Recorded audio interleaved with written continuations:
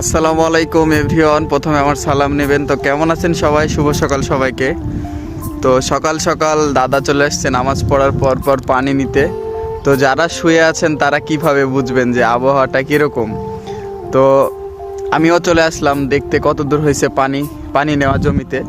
তো এই যে কষ্ট করে পানি নিচ্ছে জমিতে, কষ্ট করে আলু লাগাইছে, মানে যত কষ্ট সব কৃষকদের। তো আলু তোলা শেষে দেখা যাবে যে 8 টাকা 9 টাকা 10 টাকা 11 টাকা কেজি, তারপরেও মানে নিতে চায় না মানুষজন।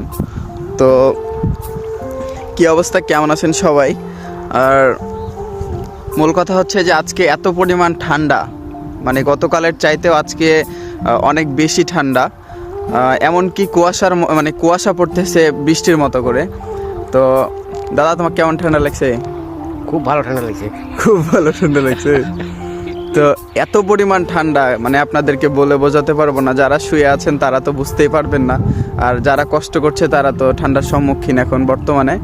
তো ভালো থাকবেন সবাই। অনেক ঠান্ডা পড়ছে আজকে আমাদের এদিকে। তো আপনাদের এদিকে কীরকম ঠান্ডা পড়ছে অবশ্যই কমেন্ট করে জানাবেন। ভালো থাকবেন সবাই। আল্লাহ হাফেজ।